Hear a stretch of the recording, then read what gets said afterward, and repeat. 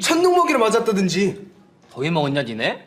너 외면하려 해봤지만 사랑이 아냐 조금 더 지켜보려 그날 군대 들었지 언제 만난 날에 확신. Di awal cerita kita diperlihatkan dengan seorang gadis cantik bernama Arin. Hari ini Arin berulang tahun dan sedang di perjalanan menuju ke suatu tempat menggunakan taksi. Sang supir taksi yang ramah bercerita kalau dirinya berharap bisa kembali ke masa lalu.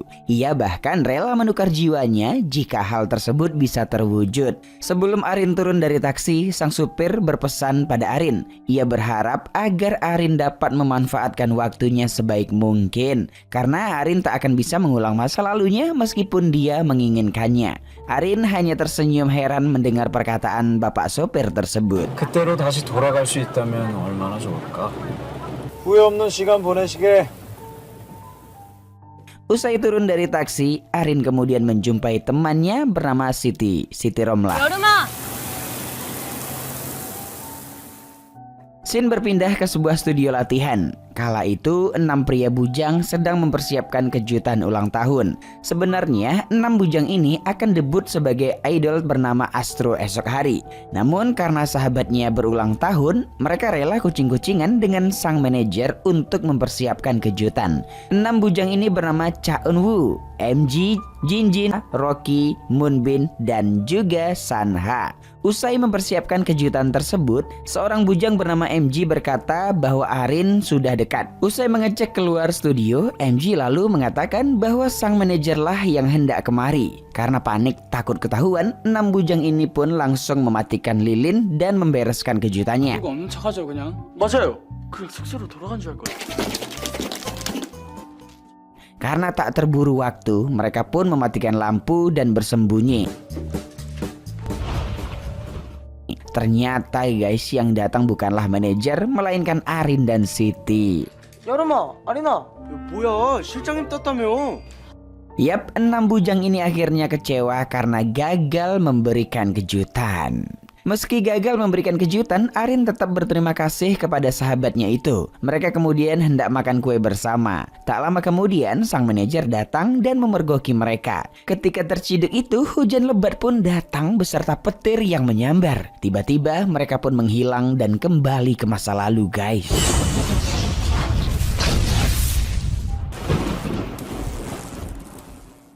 Tunggu sobat, yang kembali ke masa lalu hanyalah 3 bujang saja. Mereka adalah Cha Eun-woo, Jinjin, dan juga MG. Mereka terbangun di sebuah aula sekolah tepat 1 tahun yang lalu. Mereka bingung dong ya kan, mengapa mereka berada di sana, terlebih lagi mereka sedang mengenakan pakaian sekolah tersebut. Kala itu mereka belum sadar bahwa mereka telah kembali ke masa lalu. 교복은 또 뭐고? 결론 났네. 아니면 성진할 때 나 감전됐나? 야, 근데 왜 우리 지금 꿈꾸는 건가?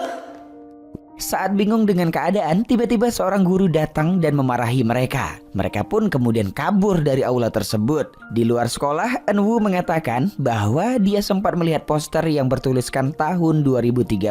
Ia akhirnya berspekulasi bahwa mereka telah kembali ke masa lalu. Meski tak masuk akal, tapi nyatanya inilah yang terjadi. 야, 그게 말이 되냐? 우리가 지금 과거로 와 있다는 거야? Tak lama kemudian datanglah Siti yang memarahi Eun-woo. Siti tak menyangka bahwa Eun-woo setega itu kepada Moonbin. Tentu saja dong ya kan, Eun-woo tak mengerti apa yang dimaksud Siti Romlah karena dia datang dari masa depan. Yap guys, ternyata mereka kembali ke masa lalu di mana Eun-woo dan Moonbin sedang bertengkar. Di sini guys juga terlihat bahwa Siti yang ada bukanlah Siti Romlah dari masa depan, melainkan Siti di masa sekarang. 아, 너 정말 비니한테 사과 안 할 거냐고. 비니가 조금 욱하는 건 있지만 심하긴 뭐가? 비니는 니들 생각. Karena kembali ke masa lalu, Eun-woo mengatakan bahwa mereka harus mulai dari awal lagi agar mereka bisa debut. MG mengatakan bahwa hal itu tak perlu karena mereka sudah latihan di masa depan. Mereka hanya perlu melakukan pertunjukan dan kembali mengikuti audisi. Jinjin yang suka nonton film lalu mengatakan bahwa jika mereka merubah masa sekarang, maka masa depan yang telah mereka lalui pun bisa berubah juga. Eun-woo lalu setuju dan mengatakan bahwa mereka harus melakukan hal yang sama persis agar masa depan tidak berubah. 그건 우리가 지금부터 했던 것들이 쌓이면서 만들어진 미래니까 그렇지 바보야. 우리가 미래에서 이미 다 봤는데.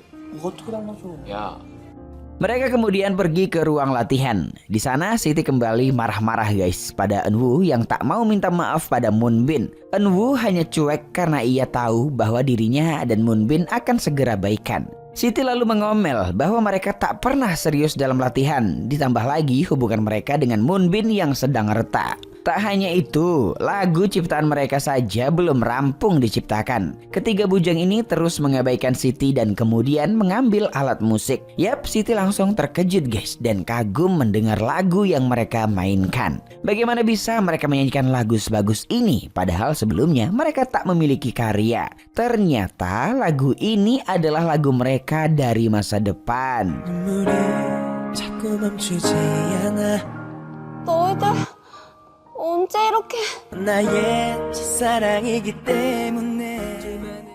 Usai menyanyikan lagu tersebut, mereka kemudian sepakat untuk menggunakan lagu ini dalam audisi. Awalnya Jinjin ragu karena takut merubah masa depan. Eunwoo mengatakan bahwa jika mereka lolos audisi, maka masa depan tak akan berubah. Karena sudah sepakat menggunakan lagu dari masa depan, Eunwoo yang juga seorang komposer musik pun mulai menyalin not lagu di komputer. Ia lembur mengerjakan proyek tersebut dan ditemani oleh Arin. Ketika itu hujan turun dengan derasnya. Petir pun menyambar dan lampu mati guys. Eunwoo langsung sedikit kesakitan dan kesal karena dia belum sempat menyimpan filenya. Sekedar info ya guys, di masa sekarang personel grup mereka hanya berempat. Mereka terdiri dari Eunwoo, MG, Jinjin, dan Moonbin. Karena di masa depan mereka berjumlah 6 orang, MG dan Jinjin pun kembali mengingat-ingat bagaimana proses Rocky dan Sanha bisa masuk ke grup mereka. Nah, by the way guys, Sanha ini adalah adiknya Jinjin. MG dan Jinjin ingin Rocky dan Sanha masuk ke grup sesuai dengan alur yang ada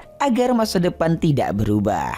Di ruang latihan, MG bertanya pada Eunwoo apakah ia sudah selesai menyalin not lagunya di komputer. Ia juga bertanya mengenai lagu untuk debut dan album mereka di masa depan. Dengan spontan, Eunwoo langsung marah pada MG. Boro-boro memikirkan lagu di masa depan. Lagu untuk festival saja belum rampung diciptakan. 감독님 페스티벌 때 부를 노래도 막혀 있는데. 뭐?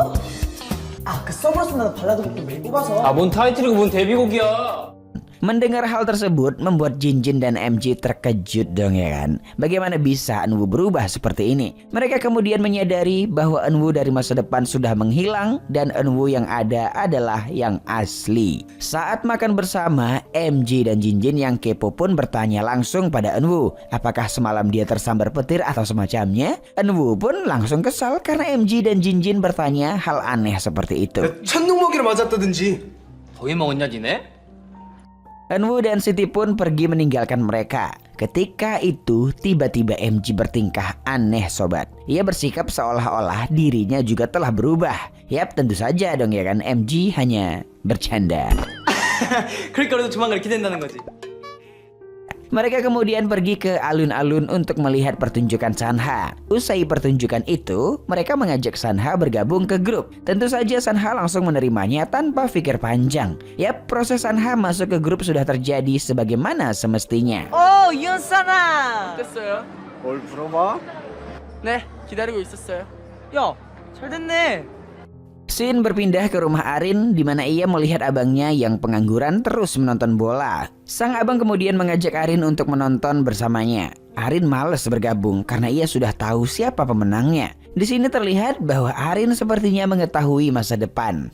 Apakah Arin juga datang dari masa depan? Entahlah, aku pun nggak tahu guys. Lanjut ya, di sini kita diberitahu bagaimana Eunwoo dan Moonbin bisa bertengkar. Kala itu mereka berempat sedang latihan di sekolah. Saat asik latihan, tiba-tiba seorang senior datang memarahi mereka. Senior kesal karena mereka memakai ruang latihan tanpa izin darinya. Diketahui sang senior ini juga memiliki tim untuk tampil di festival. Itulah guys, mengapa ia marah tak jelas karena takut disaingi. Karena dimarahi terus, terlebih lagi ruang latihan adalah fasilitas bersama, Moonbin pun akhirnya hilang kesabaran. Ia memberanikan diri untuk melawan sang senior. Terjadilah sedikit baku hantam kala itu. Eunwoo sebenarnya juga kesal pada sang senior, tapi ia tak ingin membuat keributan. Karena itulah Eunwoo malah memarahi Moonbin yang tak bisa menjaga kesabaran. Moonbin tak habis pikir mengapa Eunwoo tak berada di pihaknya. Padahal ia marah karena membela timnya. Karena pertengkaran itu, Eunwoo akhirnya mengeluarkan Moonbin dari tim guys.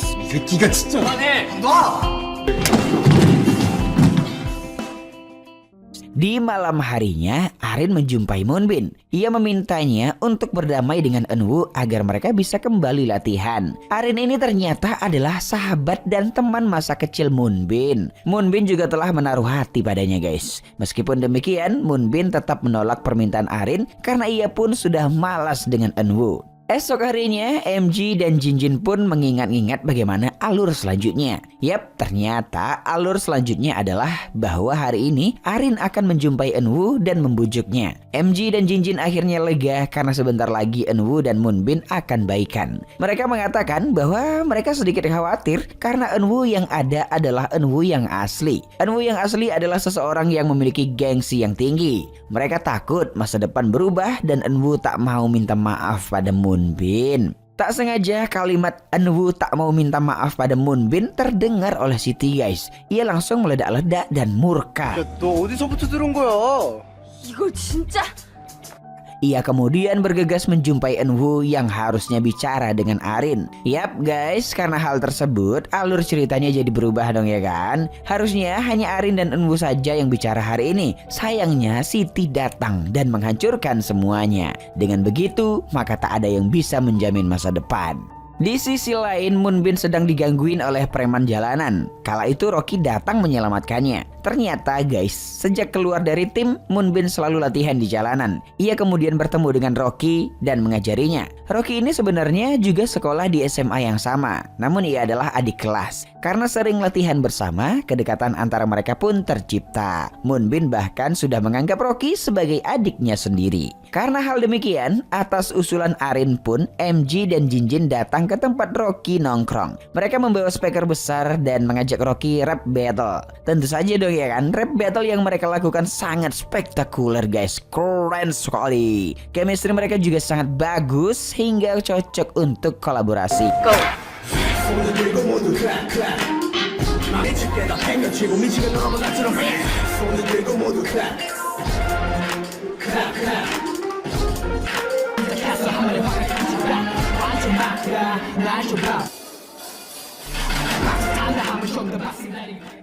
Moonbin yang melihat itu pun ikut senang. Jinjin lalu mengajak Rocky bergabung ke tim. Mendengar hal tersebut, Moonbin hanya terdiam. Arin kemudian mengajak Moonbin untuk mengobrol. Moonbin lalu dengan senang hati menceritakan tentang Rocky. Rocky adalah anak yang suka memendam dan tak ingin terlibat masalah. Sangat lucu ketika Moonbin melihat Rocky yang menahan emosinya dikala ada masalah. Arin lalu mengatakan bahwa sifat Rocky sama persis dengan Eunwoo. Moonbin bisa menerima Rocky, namun mengapa tidak dengan Eunwoo? Mendengar itu, ekspresi Moonbin langsung berubah. Ia tak ingin membahas apapun lagi tentang Eunwoo.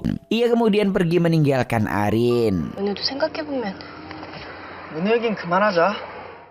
Lanjut cerita, karena tebakan Arin benar, sang abang meminta Arin untuk meramalkan kembali siapakah yang akan menang untuk pertandingan bola berikutnya. Abangnya ingin taruhan dengan prediksi adiknya tersebut. Tiba-tiba Arin mengatakan bahwa dia hanya asal menebak. Ia benar-benar tak tahu siapa yang akan menang. Sebenarnya Arin ini dari masa depan atau bukan ya? Entah. 야, 아린아!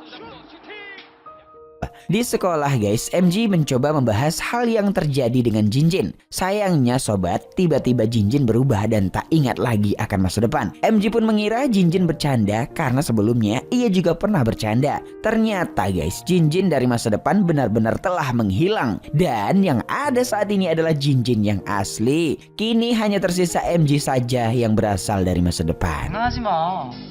소리야. 나 혼자 이제 어떡하라고.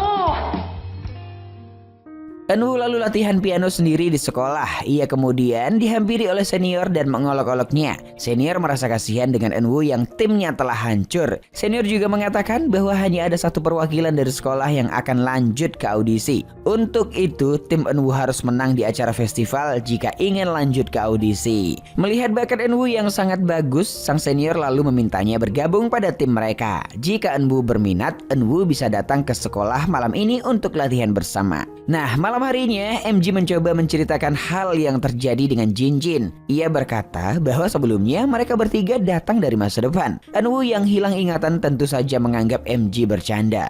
Gila kau nih. 사실이라니까? 알았어. 일단 말이야. 너 요즘 소설 쓰냐?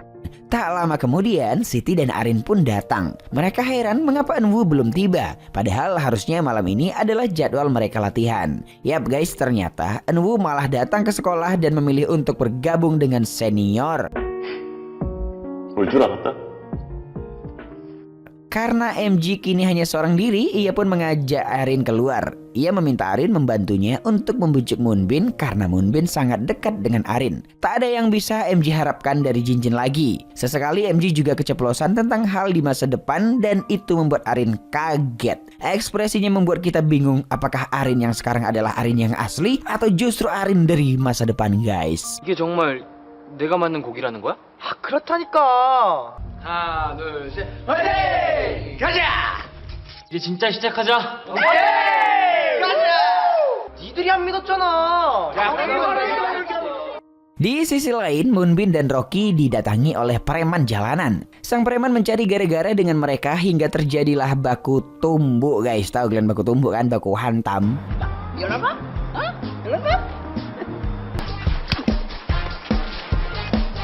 꺼지게 해드려야죠. Arin dan MG yang tak sengaja melihat hal itu pun langsung membantu. MG datang dengan jantannya, namun malah bersujud minta ampun. Sementara Arin mencoba menelpon teman-temannya untuk datang membantu. Di sekolah, Eunwoo terlihat tidak fokus latihan. Ia sebenarnya tak suka jika harus bergabung dengan senior. Ia merasa bersalah karena mengkhianati teman-temannya. Namun, ia tak punya pilihan lain karena ia ingin debut menjadi idol. Panggilan telepon dari Arin pun masuk. Mendengar Moonbin CS sedang dalam bahaya, Eunwoo pun sedikit goyah. Ia sangat ingin membantu, namun gengsinya terlalu tinggi. Ia kemudian mengabaikannya. 이제 더 이상 그 자식 볼 일 없어. Saat latihan itu, sang senior terus marah karena Eunwoo yang melamun. Eunwoo akhirnya sadar bahwa pilihannya tidaklah benar. Ia kemudian menghina lagu karya sang senior yang terasa seperti sampah. Ia kemudian memutuskan untuk keluar dari tim tersebut.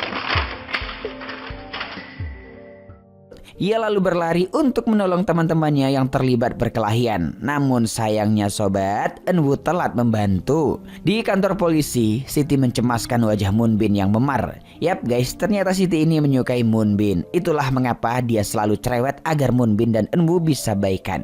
Ia sangat ingin melihat Moonbin debut menjadi idol suatu saat nanti. Tak lama kemudian, Eunwoo pun datang menghampiri. Eunwoo pun bersedia menjadi wali mereka agar mereka bisa dibebaskan dari kantor polisi. Tak hanya itu guys, Eunwoo juga minta maaf dengan Moonbin dan memintanya untuk kembali pada tim. Moonbin akhirnya mau memaafkan dan kini mereka kembali bersama. Yap, kini personel lengkap boy group Astro telah terbentuk. 니들 다 푼 거지? 우리 화해한 거다? 내가 원래 문민사고 처리 전담이잖아. Di rumah, Arin memikirkan tentang perkataan MG. Ia curiga jangan-jangan MG juga dari masa depan. Yap, guysku, ternyata Arin yang sekarang juga berasal dari masa depan. Saat berpikir itu, tiba-tiba sang abang datang dan kembali meminta Arin menebak klub bola mana yang akan menang. Arin kembali mengatakan bahwa ia tak tahu. Ketika sang abang berjanji ia akan mencari pekerjaan jika tebakan Arin benar, Arin pun memberitahu jawabannya. Ia berharap abangnya tak menjadi pengangguran lagi. Di sekolah, para sejoli ini kembali berkumpul. Siti sangat senang karena Moonbin telah kembali. Di sini, MG malah menggoda Siti karena di masa depan Siti akan menjadi pacarnya. Ia tak peduli Siti yang sekarang menyukai Moonbin karena di masa depan dirinya lah yang menjadi pacar Moonbin. 징그럽게 진짜. 제 거는. Eunwoo lalu memutarkan lagu yang akan mereka gunakan di festival.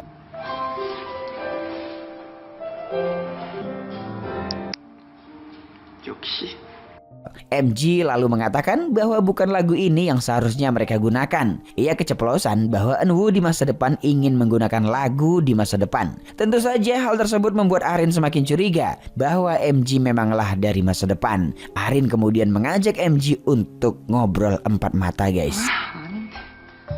MJ, 너 나 좀 봐. MG lalu menyatakan semuanya kepada Arin. Arin akhirnya mengaku bahwa dirinya juga dari masa depan. Selama ini ia berpikir bahwa hanya dirinya sajalah yang datang dari masa depan. Arin mengatakan bahwa Eunwoo berubah sejak hujan petir malam itu. Begitu juga dengan Jinjin yang mungkin berubah di malam berikutnya ketika hujan dan petir datang. Mereka kemudian menyimpulkan bahwa hujan dan petir itulah yang membuat mereka kembali ke masanya. By the way guys, ternyata Arin ini sudah 3 kali bolak-balik dari masa depan ke masa lalu loh. Gak tahu kalian kan? Pertama kalinya adalah ketika Arin kembali ke masa di mana ia pertama kali berkenalan dengan Eunwoo CS. Arin tak terlalu mengingat kejadian tersebut sehingga ia menganggap bahwa itu hanyalah mimpi. Yang kedua kalinya ia baru sadar bahwa itu bukanlah mimpi. Namun kala itu ia tak tahu harus berbuat apa. Dan yang sekarang adalah yang ketiga kalinya. Arin kemudian meminta bantuan kepada MG. Bantuan apakah itu? Yuk kita lanjut guys. Keesokan harinya, mereka semua berkumpul untuk mempersiapkan pertunjukan. Lagi-lagi MG mengatakan bahwa bukan lagu inilah yang harusnya mereka mainkan. Jinjin langsung meledeknya karena MG selalu membahas masa depan. Mereka kemudian bernyanyi bersama.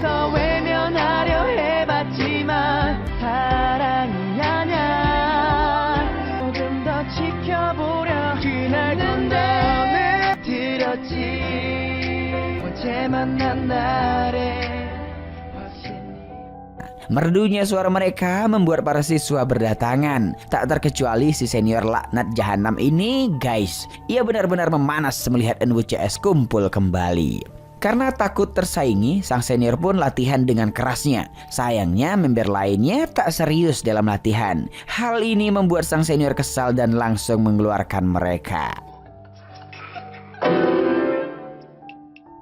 Arin dan MG pergi ke ruang latihan. Ternyata Arin minta tolong agar MG kembali saja ke masa depan. Ia ingin masa sekarang berjalan dengan semestinya agar masa depan tak berubah. Ia juga akan menyusul ke masa depan sesegera mungkin. Nah, by the way guys, Eunwoo dan Jinjin kembali ke masa depan ketika ada hujan lebat dan sedang duduk di depan komputer. Untuk itulah MG sekarang duduk di depan komputer dan kebetulan sedang hujan. Ketika petir menyambar, tiba-tiba 먼저 가서 기다릴게. 내 과거를 잘 부탁한다. 아예 미래로 와버린 건가? Yap guys, ternyata Arin lah yang pindah ke masa depan. Ia terbangun di depan gedung konser. Kala itu adalah 1 jam menjelang Astro debut. Siti kemudian mengajak Arin masuk ke dalam karena penonton telah dipersilahkan masuk. Karena Arin dan Siti adalah sahabat Astro CS, maka mereka pun dijemput oleh MG untuk datang ke backstage. Di sini Arin senang karena akhirnya Astro berhasil debut. Ketika menuju backstage tersebut guys, tiba-tiba Arin pun pingsan. Yap, ternyata Arin kembali ke masa lalu. Arin terbangun di ruang kelas. Karena masa depan tersebut sangat singkat, ia akhirnya berpikir bahwa itu hanya mimpi. Kala itu Siti langsung mengajak Arin ke ruang latihan karena ada masalah dengan Eunwoo CS. Saat hendak ke ruang latihan, Arin bertemu dengan MG. Ia bertanya apakah yang terjadi kemarin. MG lalu bingung dibuatnya. Karena hal itu Arin menyimpulkan bahwa MG sukses kembali ke masa depan. Dan yang dilihatnya tadi hanyalah mimpi. Di belakang Arin, MG justru tertawa karena dia hanya berbohong. Yap guys, MG belum berhasil kembali ke masa depan. Dan yang dilihat oleh Arin bukanlah mimpi. 돌아왔구나. 과거의 모습으로. 누가? 무슨 생각을 그렇게 하냐? MJ. Di ruang latihan, Eunwoo menjelaskan permasalahannya. Ternyata lagu yang mereka ajukan dianggap sebagai plagiarisme. Sebenarnya guru pembimbing tahu bahwa lagu mereka adalah yang ori dan dibuat dari nol. Hanya saja senior mereka terlebih dahulu mengajukan lagu yang sama persis dan mengklaim bahwa dialah yang menciptakannya. Karena hal itulah lagu mereka tak bisa diajukan untuk tampil di festival. Siti sangat kesal. Terlebih lagi ia tahu bahwa Eunwoo berjuang mati-matian demi membuat lagu tersebut.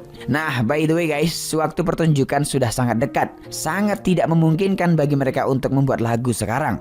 MG lalu mengatakan bahwa bukan lagu ini yang harus mereka nyanyikan. Tentu saja yang lain kembali mengejek MG dengan kehaluan masa depannya. Di sisi lain, kini Arin sadar bahwa MG belum kembali ke masa depan dan sedang mengerjainya.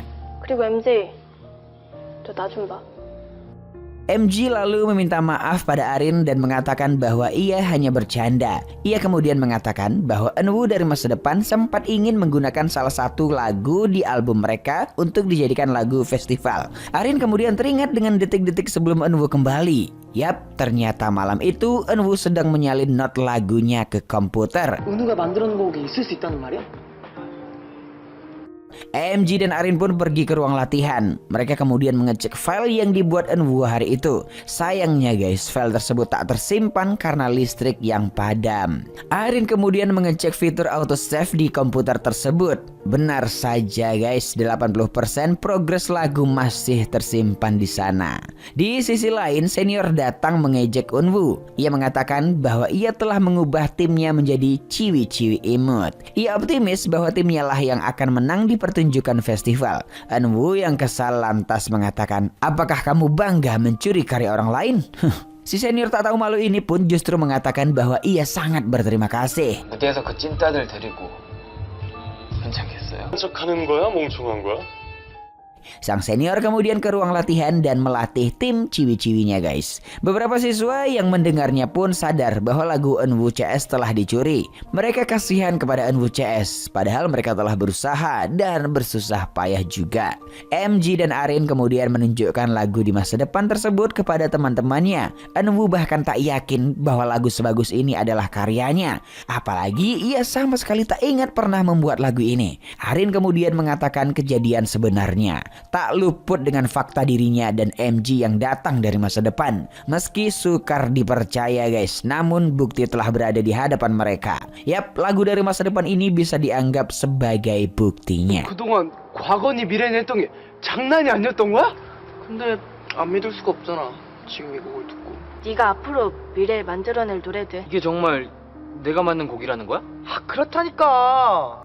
MG mengatakan bahwa dirinya dan Arin bisa saja hilang ingatan tentang masa depan, seperti yang telah terjadi kepada Eunwoo dan Jinjin. Siti sedikit kesal mengapa hal sebesar ini tak pernah diceritakan padanya. MG ikutan kesal dan mengatakan bahwa ia telah mengatakannya setiap hari. Namun semua orang menganggapnya bercanda. Mereka pun tertawa kala itu. 이들이 안 믿었잖아.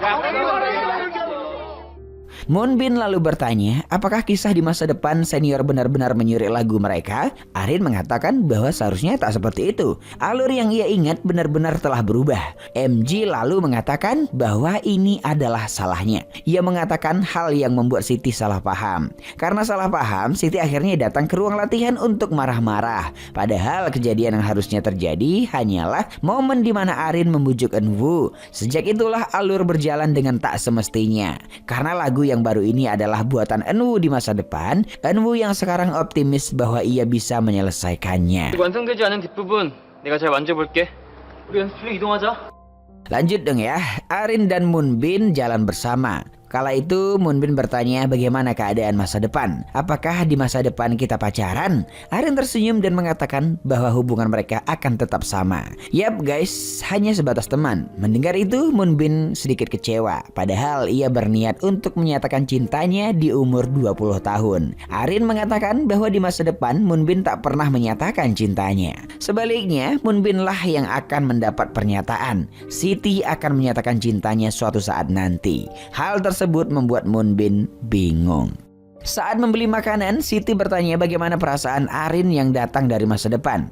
Arin mengatakan bahwa awalnya ia bingung. Di masa depan ia selalu bertanya-tanya, mengapa dulu aku begini, dulu aku begitu. Ia yang di masa depan selalu menyesal dengan keputusan yang ia buat. Setelah kembali ke masa lalu, ia kemudian sadar bahwa yang ia lakukan bukanlah kesalahan. Dan memang begitulah alurnya. Berkat kembali ini, dia jadi mengingat momen-momen mengapa suatu hal harus dilakukan. Siti lalu mengatakan bahwa ketika ia tahu Moonbin menyukai Arin, Siti sempat merasa nyesal menjadi temannya. Ia minta maaf karena hal itu.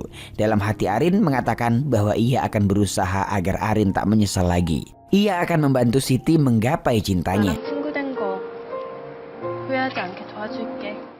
Di sini kita jadi tahu bahwa perkataan Arin pada Moonbin adalah bohong. Yang ia katakan adalah harapannya di masa depan. Ia ingin mewujudkan cinta Siti kepada Moonbin. Dengan bantuan MG, Eunwoo berusaha menyelesaikan lagu tersebut. Di sini MG sedikit bingung karena ia lupa lirik yang ia nyanyikan di masa depan. Yap guys, ia ingat lirik member lain, tapi lupa dengan liriknya sendiri. Arin kemudian bersenandung untuk membantu ingatan MG. Bukannya MG yang ingat, tapi justru Eunwoo lah yang langsung mengarang lirik. Tentu saja itu adalah lirik yang indah. Dengan ini lagu pun rampung diselesaikan. Mereka kemudian latihan bersama dengan begitu riangnya. 이거는 로키랑 내가 했던 거랑 연습실에서 연습했던 거. 이제 진짜 시작하자.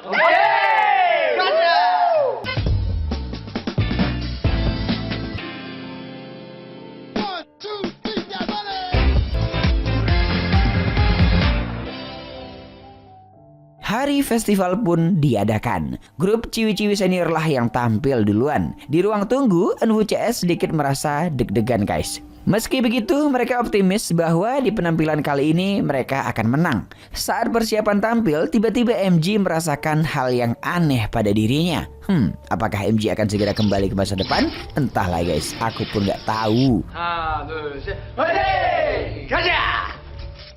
Eunwoo CS pun naik ke atas panggung dan mempersembahkan lagu terbaik dari mereka. Arin kemudian merekam penampilan mereka dengan menguploadnya ke YouTube.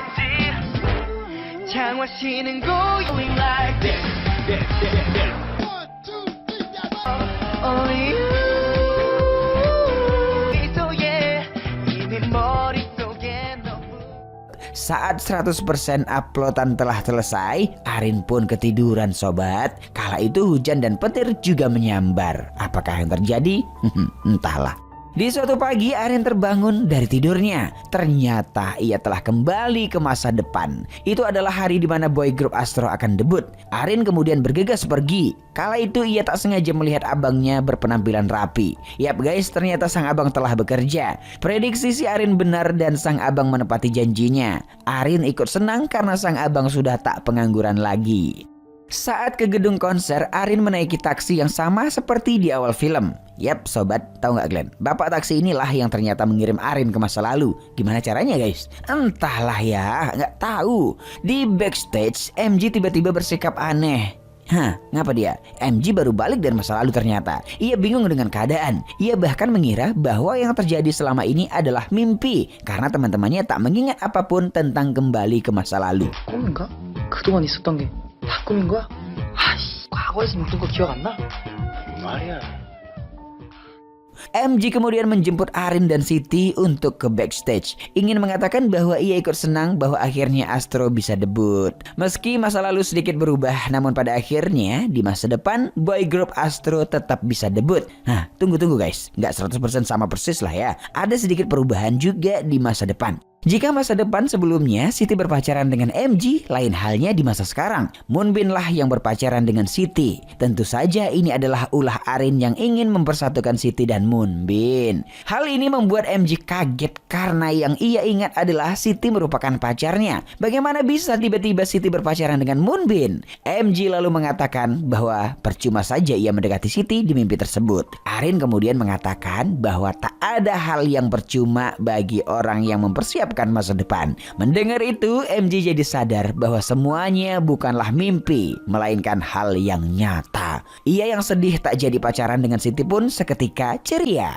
Ia senang karena pengalaman hal yang mustahil terjadi pada dirinya. Arin kemudian mengatakan bahwa mimpi kita pasti lebih indah dari apa yang kita bayangkan. Oke ya guys, boy group Astro pun akhirnya debut dan cerita pun tamat. 애들 매우 웃겠다 어디 갔어? 과거로 가 떨어지진 않는 거니? 나 이걸로 도박치. 그러게 들어가 자기 또. 다른. 내 진짜 왜 그렇게 죄송합니다.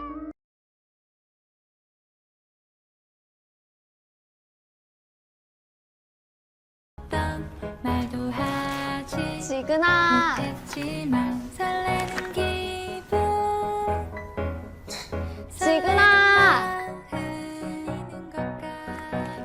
Di awal film terlihat seorang remaja yang sedang menghisap lem. Ia bernama Junyoung. Lalu dari kejauhan datanglah seorang pria dewasa yang bernama Min-jae. Ia adalah seorang guru yang sering membantu anak-anak yang memiliki masalah mental dan sebagainya. Min-jae pun menemui Jun-young hingga pagi. Scene berlanjut, keesokan paginya ada info tentang bunuh diri. Polisi sedang menyelidiki kematian seorang siswa SMA yang melompat dari apartemen. Hari berikutnya di dalam kelas terlihat seorang siswa yang sedang tertidur. Ia adalah Jigen, sosok pria pendiam yang suka tidur di kelas dan tak ingin diganggu siapapun. Lalu salah seorang temannya, Yongju, dengan sengaja menabrak meja dan menyebabkan Jigen terbangun. Mereka hampir saja bertengkar. Untung saja guru Min-jae datang di waktu yang tepat. Malamnya Jigen, Yongju, dan seorang teman wanitanya, Hyunjung, duduk bersama. Mereka mengobrol tentang pertengkaran yang hampir saja terjadi tadi siang di sekolah. Tetapi setelahnya, ketiga remaja ini pun berdamai dan selfie bersama. Hyunjung pamit pulang duluan. Kemudian saat Jigen dan Yongju berjalan untuk pulang, mereka melihat ada seorang pria mabuk. Dengan gugup, Jigen mendekatinya dan mengambil dompet pria itu. Lalu mereka berdua berlari kencang dan berakhir di sebuah tempat makan. Keesokan paginya, ketika di dalam kelas saat guru sedang mengajar, Jigen masih sibuk dengan kebiasaannya, yaitu tertidur. Setelah pelajaran selesai, Jigen terbangun dan mengobrol bersama Yongju. Lalu tiba-tiba ada seorang murid lelaki yang dengan sengaja menendang sepatu Jigen hingga mereka pun bertengkar.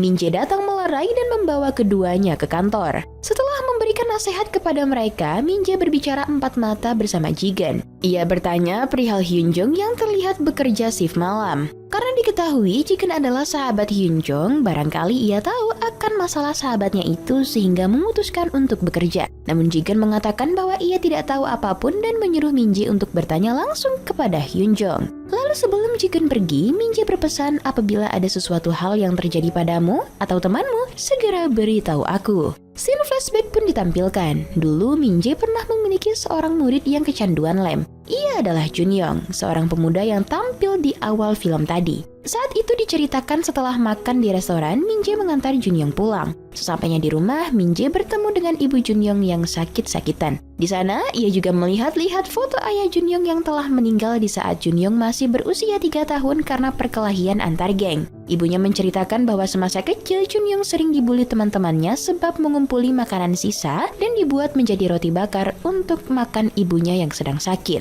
Beranjak remaja, Jun-young mulai mengikuti jejak ayahnya menjadi geng motor dan selama 4 tahun ia terikat di dalam jaringan narkoba. Min-jae berusaha untuk mendekati Jun-young dan berhasil membuatnya lepas dari barang haram tersebut. Ia juga beberapa kali mengajak Jun-young untuk menginap di rumahnya. Namun terjadi sedikit kesalahpahaman di mana Jun-young merasa bahwa dirinya tak lagi berharga karena Min-jae lebih memilih teman-temannya. Sebab itu ia kembali menghisap lem dan bunuh diri dengan berdiri di tengah jalan hingga terlindas mobil. Min-jae sangat terpukul karena peristiwa tersebut dan kini ia berjanji untuk tidak mengulangi kesalahan itu lagi dan mencoba menjadi teman bagi murid-muridnya yang mengalami masalah. 부모도 태어나지 않은 환경도 외모 원해서 태어난 사람은 언더에 중독된 준혁이는 Waktu terus berjalan. Di masa sekarang, Min-jae kembali mendapat murid yang membutuhkan perhatiannya, yaitu Jigen, anak tunggal dari ibu miskin yang gemar gonta-ganti pacar. Yongju, anak dari seorang buruh yang pemabuk berat, dan Hyunjung, seorang siswi yang bekerja sambil bersekolah. Scene pindah, malamnya ketika di kamar, Jigen merasa gelisah tidak bisa tidur karena teringat ucapan Min-jae saat di sekolah. Lalu ia mendengar ada suara orang di luar rumah. Ternyata itu adalah pamannya yang sedang mabuk. Ia menanyakan keberadaan ibu Jigen. Paman itu juga menampar Jigen dan menendangi Jigen berkali-kali. Setelah itu, Jigen pun memutuskan untuk pergi ke rumah Yongju. Tetapi ia tetap tidak bisa tidur di sana karena ayah Yongju yang lagi mabuk-mabukan. Lalu Jigen pun pergi lagi dan ketika di jalan ia bertemu dengan Suyun, seorang wanita hobi membaca yang diam-diam ia sukai. Suyun pun mengatakan ia akan menemui Jigen 2 hari lagi di saat hari ulang tahunnya. 지근아.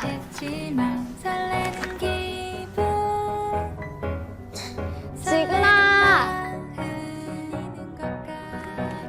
Keesokan paginya saat di kelas, Jigen sedang asik chattingan dengan Suyun dan Sung Tae juga melihat-lihat isi chat mereka. Sementara Yongju sedang asik makan roti dan melihat ada mobil kepolisian yang datang ke sekolah. Yongju kemudian mengintip pembicaraan polisi dan gurunya yang ternyata mereka sedang melihat rekaman CCTV saat Jigen mengambil dompet pria mabuk malam itu. Dan ia pun langsung memberitahu Jigen dan mengajaknya untuk cabut melompati pagar sekolah. Ternyata Sungtae juga ikut cabut di belakang mereka. Kembali ke sekolah, terlihat Hyunjung dipanggil oleh Min-jae untuk menanyakan keberadaan Yongju dan Jigen. Niat Min-jae hanya ingin membantu masalah mereka berdua. Tetapi sepertinya Hyunjung pun tidak tahu di mana keberadaan kedua sahabatnya itu. Ternyata Jigen dan Yongju bersembunyi di apartemen Sungtae, teman sekelasnya. Min-jae mencoba menghubungi Jigen namun tidak ada jawaban sama sekali. Ketika sampai di dalam apartemen, Jigen dan Yongju melihat ada Sion di kamar Sungtae. Lalu mereka berdua bertanya tentang hal itu dan Sungtae mengatakan kalau ingin memakainya silakan saja. Kemudian ia pun keluar membeli ayam goreng. Scene berpindah, Min-jae mendatangi rumah Jigen untuk mencari tahu keberadaan murid-muridnya itu. Tetapi ibu Jigen malah marah-marah dan mengatakan keluarkan saja anak itu jika dia membuat kacau. Dan paman Jigen juga berkata demikian. Ketika di dalam apartemen, Jigen, Yongju, dan Sion sedang asyik makan sambil bercerita. Rupanya kehidupan keluarga mereka sama, yaitu memiliki orang tua yang tidak peduli dengan mereka. Tak berapa lama, Sungtae pun mengatakan kepada Sion agar bersiap-siap. Ternyata wanita itu disuruh Sungtae untuk bekerja. Karena Sungtae tidak bisa memberi makan dan tidur gratis di sini. Mendengar Sungtae mengatakan wanita itu ada tarifnya, Jigen pun marah dan menyuruh Seon untuk pulang ke rumahnya.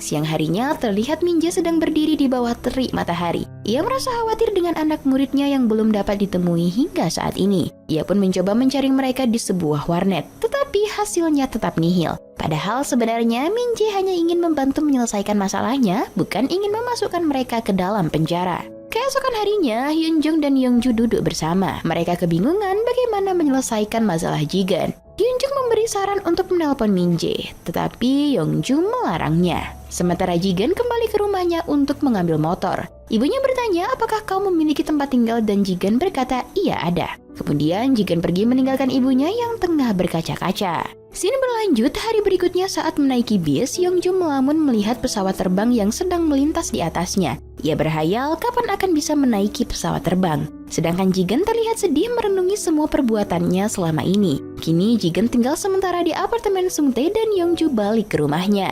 Di rumah Yongju, ayahnya marah-marah karena ada tamu yang mengetuk pintu. Ternyata tamu itu adalah Min-jae yang menyuruh Yongju untuk kembali masuk sekolah. Pagi harinya di dalam kelas, Yongju dan Hyunjung melihat bangku Jigen dan merasa sedih karena sahabatnya itu tidak pernah lagi masuk sekolah. Lalu saat di tempat makan, Suyun melihat Hyunjung dan bertanya bagaimana kabar Jigen. Hyunjung juga mengatakan bahwa besok adalah hari ulang tahun Jigen. Saat itu, Sungtae diam-diam tengah menguping pembicaraan mereka berdua. Jadi, Suyun ini ternyata adalah kakak kelas dari Jigen dan teman-temannya. Suyun juga terkenal sebagai anak yang pintar di sekolah itu. Malam harinya, Jigen sedang termenung melihat HP-nya ada panggilan masuk. Kemudian Yongju datang dan menyarankan Jigen menghubungi Min-jae karena Min-jae ingin membantunya. Setelah dilihat di riwayat panggilan, ternyata Min-jae telah menghubungi Jigen berkali-kali. Di hari Natal, Sungtae menghampiri Seon dan mengatakan bahwa Jigen mengadakan pesta ulang tahun di tempatnya. Sungtae juga menelpon Yongju supaya Suyun mempercayainya. Jigen yang mendengar kabar bohong itu langsung tancap gas dengan sepeda motornya menuju ke apartemen Sungtae. Sementara Yongju juga berusaha menghubungi Hyunjung agar pergi ke apartemen Sungtae. Namun saat di tengah perjalanan menghampiri Suyun, Yongju malah dihadang 3 orang pria tidak dikenal. Yongju dengan segera menelpon Min-jae untuk memberikan bantuan kepada Jigen yang saat ini berada di apartemen Sungtae. 오늘 지근이 안 올걸? Scene berpindah kepada Jigen yang berhasil membuka pintu apartemen Sungtae. Ia melihat kondisi Suyun yang sudah luka-luka dan trauma. Dengan penuh emosi, Jigen pun menghajar Sungtae tanpa ampun. Sementara di tempat lain, Yongju juga dipukuli habis-habisan oleh 3 orang pria yang menghadangnya tadi. Ternyata 3 orang pria yang memukuli Yongju itu adalah teman sekolahnya yang selalu memeras Yongju untuk memberikan mereka uang. Karena saat itu Yongju sudah telat 2 hari tidak memberikan uang, dan mereka pun datang menghajar Yongju secara brutal. Setelah itu Yongju pun berjalan sambil kesakitan, sementara Suyun pergi berjalan menuju ke sekolahnya, dan Jigen melaju kencang mengendarai motornya. Hingga di perjalanan ia mengalami kecelakaan. Untung saja Jigen tidak terluka parah. Kemudian ia sadar bahwa teleponnya terus berdering. Ternyata itu telepon dari Min-jae. Dan untuk pertama kalinya, Jigen mengangkat telepon dari gurunya itu. Jigen mengatakan bahwa Yongju dan Suyeon tidak bisa dihubungi Pak Guru. 지근아, 괜찮아.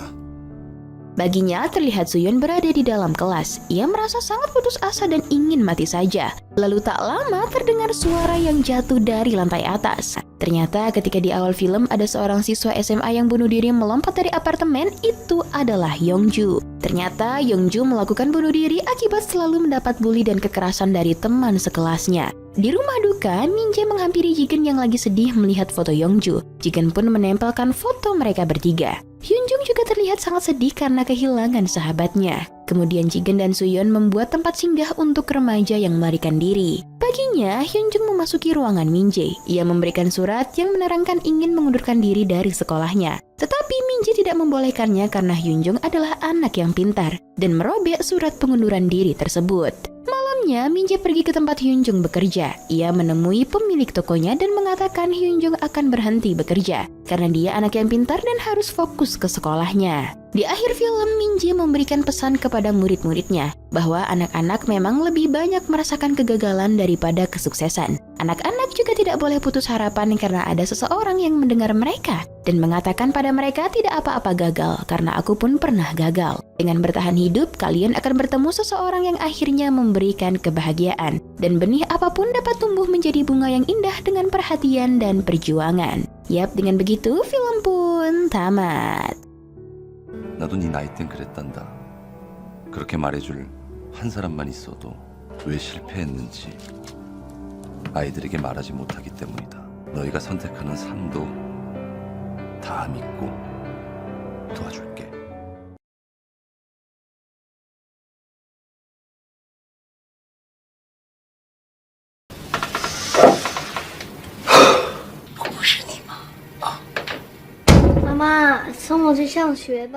Sebuah terminal mengubah pola pikir pengacara cantik. Hingga mesin waktu membuat seorang wanita menemukan sebuah keluarga yang harmonis dan menemukan cinta di sana. Dimulai dengan menampilkan seorang wanita yang bernama Lee Yuran. Ia adalah seorang pengacara muda, lajang yang sudah lama sendiri. Hari itu tampak Yuran sedang menangani kasus seorang gadis yang dianiaya pacarnya. Namun di kasus itu, ia berada di pihak lelaki yang seharusnya salah. Dengan kemampuannya memahami sebuah kasus, ia berhasil membuat pihak laki-laki memenangkan perkaranya. Lalu kasus itu ditutup begitu saja. 首先，你们证据不充分；其次，打官司要钱要人要时间。我们不告。小倩，很好。 Setelah menangani kasus itu, rekan pengacaranya mengucapkan selamat atas diterimanya Yuran di Jerman dan ia akan mengundurkan diri dari jabatannya sebagai pengacara karena ingin pergi ke Jerman dan menetap di sana. Esoknya, di bawah rintik hujan, Yuran sedang mengunjungi makam ibunya sebelum akan berangkat ke Jerman. Malam itu, saat di mobil, Yuran melihat di depannya ada sebuah mobil yang baru saja kecelakaan di tengah jalanan. Dan Yuran pun mengambil jalan kiri yang tampak ditutupi asap. Tak lama guys, di depannya melaju kencang sebuah mobil logistik yang membuat Yuran terpental, kepalanya ke jendela dan mobilnya hancur.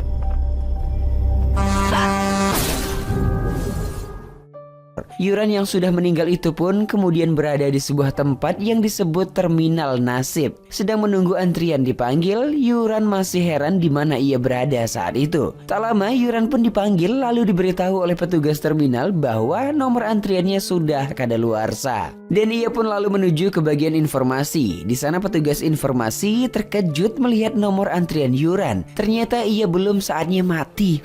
Kok bisa gitu ya guys? Lalu Yuran pun dibawa ke kepala terminal nasib yang bernama Direktur Lee. Di sana Yuran diberitahu ada kesalahan data saat pencabutan namanya. Yuran yang ternyata tak seharusnya mati saat itu ternyata tertukar dengan nama yang sama, yaitu Yuran yang lain yang sudah menikah. Dr. Lee pun memberikan permohonan maaf dan semacam kesempatan kedua untuk Yuran bisa hidup lagi, yaitu dengan memasuki tubuh Yuran yang lain dengan waktu 7 hari baru ia kembali ke tubuh asalnya. Apa?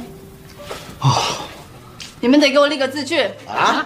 是你们弄错的，复杂也是你们造成的。第一天你浪费我多少时间，耽误我多少事，我是。Setelah Yuran menyetujui, proses pemasukan Yuran ke tubuh lain pun dilakukan. Tampak Yuran disuruh untuk duduk di sebuah kursi, yang mana kursi itu akan membawa tubuhnya kembali ke dunia. Tak lama Yuran kembali ke dunia dengan keadaan tidur di sebuah pelukan yang terlihat adalah suaminya yang bernama Zhang Tao, seorang pekerja di sebuah perusahaan konstruksi. Setelah kaget, lalu ia melihat keluar dan bertemu seorang anak perempuan yang bernama Xing Xing yang akan pergi ke sekolah. Dan tak lama anaknya yang paling kecil yaitu Tian Tian pun memeluknya lalu meminta Yuran mengantarkan ia ke bus sekolahnya.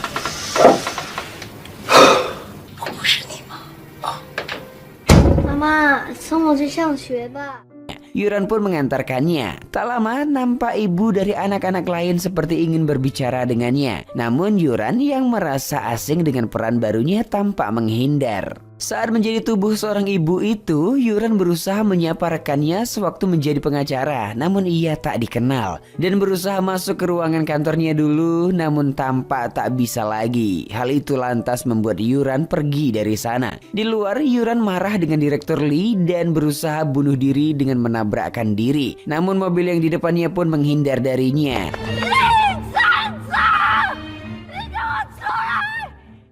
Setelahnya Yuran pun pergi berbelanja meski uangnya kurang. Saat itu juga ia ditelepon oleh ibunya teman Tian bahwa Tian sudah pulang sekolah. Ya, sepertinya Tian sudah lama menunggu dan Yuran sangat terlambat menjemputnya. Saat menjemput terlihat Tian sedang menggambar di bangku pemberhentian bus. Entah berapa halaman yang sudah digambar Tian untuk menunggu Yuran. Sembari ia berkata jika ibunya tak pernah telat sekalipun untuk menjemputnya. Mereka pun akhirnya pulang. Di rumah terlihat Yuran membersihkan rambut Tian, namun saat Tian memeluknya tampak Yuran melepaskan pelukan itu. Dan Tian pun sadar itu wanita tersebut bukanlah ibunya, namun orang lain. Lalu ia bertanya tentang keberadaan ibunya, apakah baik-baik saja di sana. Untung saja Tian si anak baik tidak membocorkan hal itu dan berjanji tidak akan memberitahu yang lain. Malam pun tiba, Yuran telah memasak stik daging. Namun stik yang dimasak terlalu mentah dan membuat yang lainnya tidak bisa memakan stik itu. Sebab satu keluarga adalah pemakan daging dengan tingkat kematangan yang pas. Malam itu Zhang Tao akan mengajak Yuran untuk ikut makan malam di kantornya beberapa malam lagi. Yuran pun lantas menyarankan untuk mereka membeli baju agar kelihatan lebih rapi. Namun tampaknya Zhang agak sensitif masalah keborosan membeli sesuatu, sebab ia selalu memikirkan masa depan anak-anaknya kelak. Setelahnya Zhang Tao ingin mencium Yuran. Namun guys, saat itu Yuran menolaknya dan berkata ia sedang datang bulan. Padahal Yuran hanya masih kaget dengan perannya. Karena mendengar kebisingan, Xing Xing mendatangi kamar mereka dan membuat mereka canggung.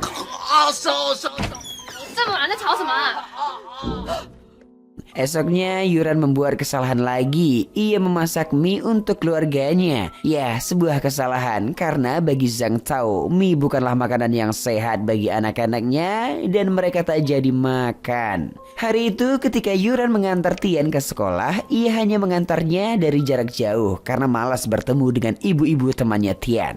Tak lama Yuran meminta sandi ATM-nya di mana uang di dalamnya ada miliaran. Sepulang dari sana tampak Yuran bahagia ketika membersihkan rumah. Saat bersih-bersih Yuran membaca diari Xing Xing yang ternyata telah dicium oleh pacarnya. Setelah pulang Yuran dan Tian akan memasak babi kesukaan ayahnya dan mereka pun ke pasar untuk membeli bahan-bahannya. Malamnya Xing Xing belum pulang sementara Yuran pun telah menyiapkan hidangan makan malam. Hanya Zhang Tao lah yang sudah kembali. Kemudian di kamar Zhang Tao melihat baju yang sudah dibelikan oleh Yuran untuk acara makan malam. Zhang Tao kelihatan sedikit tidak senang dengan harganya yang begitu mahal. Yuran mendengung kesal mengetahui keluarga itu terlalu hemat. Agak stres dengan peran yang dijalaninya, Yuran pergi minum ke sebuah bar dan bertemu ibu dari teman anaknya. Di sana mereka curhat dengan kehidupan mereka sebagai ibu rumah tangga.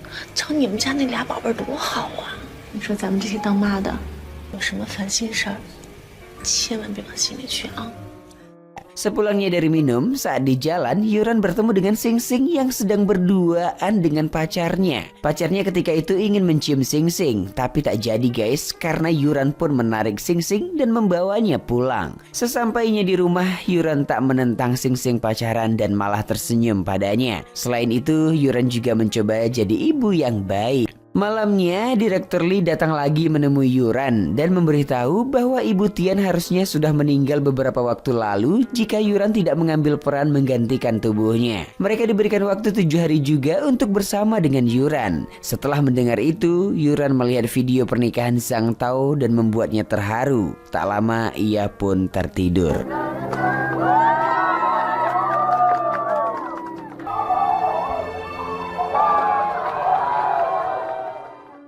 Esok malamnya, Zhang Tao dan Yuran datang ke acara makan malam kantor. Di sana Zhang Tao tak sengaja membocorkan informasi kesalahan perusahaannya kepada seorang presiden, yang mana perusahaannya telah menggunakan material yang kurang bagus untuk pembangunan yang mereka lakukan. Namun atasannya yang melihat itu marah kepadanya. Yuran yang tak terima Zhang Tao dimarahi terlihat membela suaminya itu dan membentak kembali atasannya yang membuatnya pergi. 我说你脑子是进屎了！我说你会不会说话？小心老子我撕烂你的嘴！你敢？你敢？ Sepulang dari sana, Zhang Tao dan Yuran membicarakan hal yang mendalam, yaitu apa saja yang telah dilewati selama pernikahan. Yuran pun berpura-pura ingat dan mendalami perannya sebagai seorang istri. Tapi anehnya guys, Zhang Tao tahu masa lalu Yuran yang pernah kecelakaan saat hujan salju. Di rumah, Zhang Tao pun mencium Yuran, namun tak lama terdengar suara berisik dari kamar Sing Sing. Dan mereka pun menemuinya, ternyata hidung Sing Sing sedang sakit. Tak hanya itu, mukanya juga terlihat memar. Sing Sing pun memberitahu bahwa ia telah dianiaya oleh pacarnya. Melihat itu guys, Zhang Tao pun murka dan mencari si bajingan itu. Benar saja, esoknya ada telepon masuk yang memberitahukan bahwa Zhang Tao telah melakukan pemukulan terhadap pacar Sing Sing. Dan Yuran pun ditelepon untuk datang menemui si Zhang Tao di kepolisian. Saat itu pengacara pacar Sing Sing membela kliennya itu dan berkata semua bisa dibawa jalan damai tanpa rasa bersalah sedikit pun. Mendengar itu, Yuran teringat dengan kehidupannya sebelumnya, di mana saat menjadi pengacara ia juga pernah membela kliennya yang salah. Situasi ini sekarang malah menimpa anaknya. Yuran ke kamar mandi untuk menenangkan diri sejenak lalu kembali lagi. Ia lalu mengeluarkan skill pengacaranya dan membuat pihak pengacara lawan terdiam guys. Tak hanya itu, Yuran juga membuat pacar Sing Sing menyesali perbuatannya. 这是法治社会，你说抵消就抵消啊！强奸未遂，强奸未遂是公诉罪，你懂不懂啊？要他在张新泽面前道歉，并且承诺不会对任何女性做同。 Malamnya Sing Sing berkata kepada Yuran bahwa ia tak akan masuk sekolah lagi. Namun Yuran menyemangatinya dengan berkata Sing Sing harus menemukan cintanya dan tak boleh menyerah walau patah hati. Tak seperti dirinya yang pernah menolak seorang lelaki dan setelah itu sulit untuk mendapatkan cinta. Mendengar itu Sing Sing pun kembali bersemangat. Pagi pun tiba. Akhirnya Sing Sing kembali ke sekolah. Sementara Tian diantar ke bus sekolah oleh Yuran. Namun kejadian tak terduga pun terjadi guys. Saat berlari, Tian tiba-tiba tak bisa melihat dan ia pun dibawa ke rumah sakit oleh Yuran. Entah apa yang terjadi dengan matanya. Di sana dokter berkata kepada Yuran bahwa Tian akan dioperasi. Mendengar itu, Yuran pun tampak sedih. Mama帮你保管，好。妈妈，你等我，不许再离开了。